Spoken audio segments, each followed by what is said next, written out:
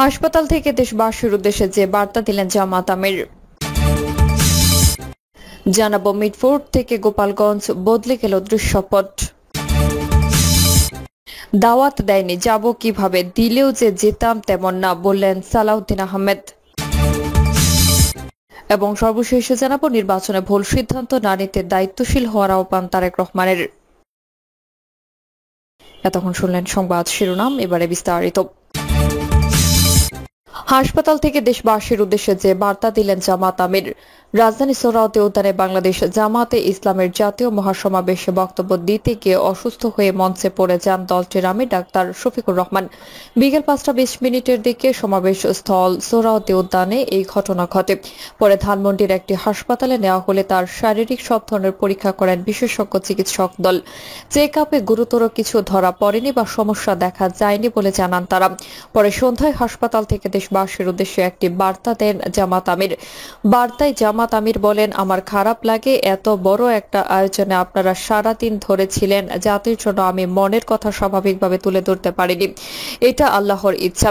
এরপরও শেষমেশ দুটি কথা বলার চেষ্টা করেছি, আগামীতে সুযোগ আসবে, আরো কথা বলা যাবে। তিনি আরো বলেন, আপনাদের মাধ্যমে দেশে বিদেশে যারা আমার এই সাময়িক অবস্থা দেখে কষ্ট পেয়েছেন, সহানুভূতি প্রকাশ করেছেন, দোয়া করেছেন, সবাইকে সালাম ও কৃতজ্ঞতা জানাই।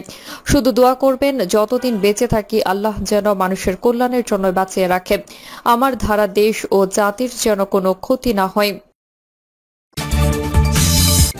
মিটফোর্ড থেকে গোপালগঞ্জ বদলে গেল দৃশ্যপট। পুরান ঢাকার মিটফোর্ড হাসপাতালের সামনে সংঘটিত নৃশংস হত্যাকাণ্ড বিএনপিকে চাপে ফেলে দেয়। ঘটনাটির পর এক সপ্তাহ ধরে বিএনপির বিরুদ্ধে নানামুখী প্রচারণা চলে। এর মাত্র কয়েক দিনের ব্যবধানে 16 জুলাই গোপালগঞ্জে সংঘটিত জাতীয় নাগরিক পার্টির শান্তিপূর্ণ কর্মসূচিতে বর্বর হামলা করে কার্যক্রম নিষিদ্ধ আওয়ামী লীগ ও এর অঙ্গ সংগঠনের সমর্থকরা। তাতেই বদলে যায় রাজনৈতিক দৃশ্যপট। মিটফোর্ড হাসপাতালের সামনের ঘটনায় বিএনপির শীর্ষ নেতৃত্বের চরিত্র হনন করে স্লোগান দেওয়ার অভিযোগ যাদের বিরুদ্ধে উঠেছিল, তাদের প্রতি বিএনপির সহনশীল আচরণ ও একাত্মবোধ ঘোষণা করা একটি গণতান্ত্রিক পরিণত নেতৃত্বের প্রতিফলন হিসেবে ধরা দিচ্ছে বলে মনে করেছেন রাজনৈতিক সংশ্লিষ্টরা।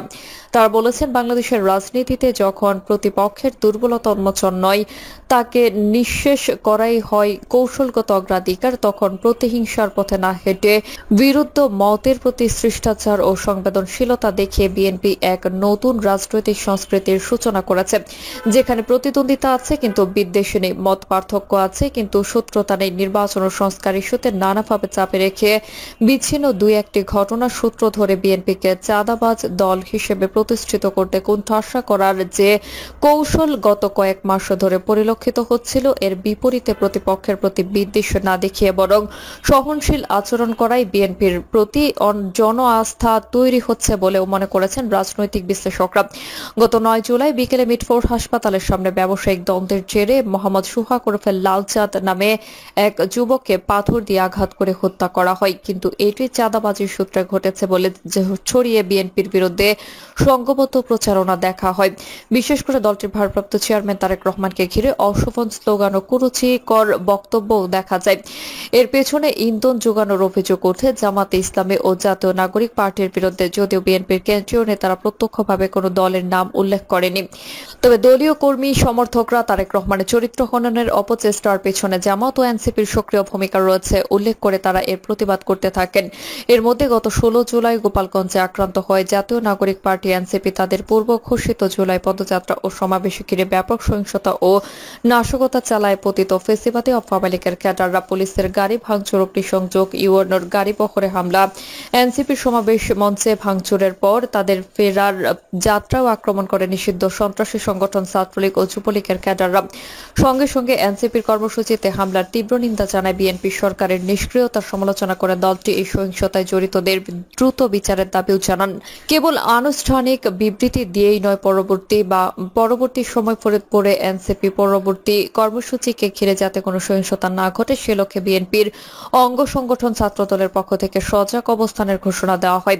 গোপালগঞ্জের পরবর্তী পদযাত্রায় গন্তব্য ফরিদপুর জেলা ছাত্রদলের নেতারা জানান তারা গণতান্ত্রিক পরিবেশ বজায় রাখতে সক্রিয় থাকবেন। পাশাপাশি জেলা বিএনপির নেতারাও রাজনৈতিক মতপার্থক্য সত্ত্বেও এনসিপির কর্মসূচি পালনের অধিকারকে সমর্থন জানান। এনসিপির আবির্ভাব ও বিতর্ক। জুলাই অভ্যুত্থান হয়েছিল ছাত্র জনতার অংশগ্রহণে। এতে পাবলিক, প্রাইভেট, বিশ্ববিদ্যালয়, কলেজ সহ নানা শিক্ষা প্রতিষ্ঠানের সাধারণ শিক্ষার্থীরা পাশাপাশি বিভিন্ন রাজনৈতিক দল ও সর্বস্তর জনসাধারণের সক্রিয়তা ছিল। কিন্তু 5 আগস্ট ফ্যাসিস্ট শেখ হাসিনা সরকারের পতন ঘটলে অভ্যুত্থানের মূল কৃতিত্ব মূলত চলে যায় আন্দোলনের মুখপাত্র হিসেবে আবির্ভূত বৈষম্য বিরোধী ছাত্র আন্দোলনের সমন্বয়কদের দখলে।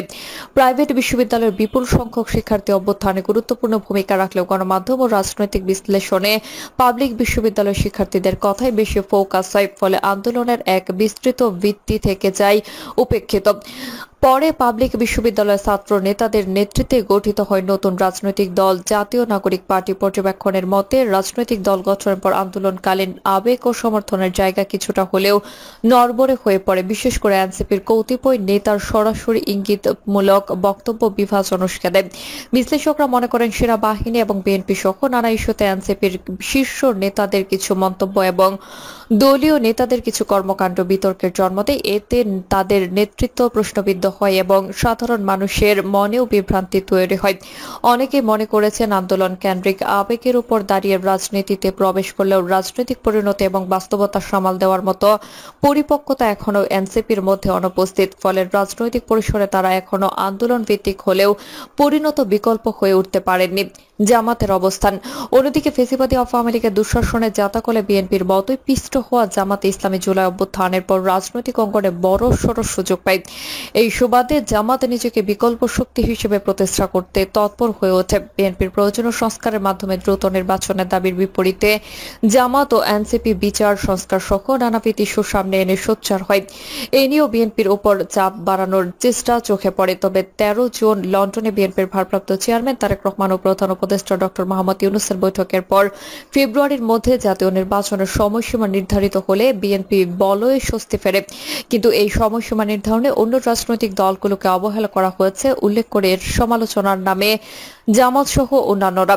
পরবর্তীতে স্থানীয় সরকার নির্বাচন, পিআর পদ্ধতিতে নির্বাচন, প্রধানমন্ত্রী মেয়াদকাল নির্ধারণ সহ সংস্কারের বেশ কিছু গুরুত্বপূর্ণ ইস্যুতে বিএনপি, জামাত ও এনসিপি একে অপরের বিপরীতমুখী অবস্থানে গিয়ে দাঁড়ায়।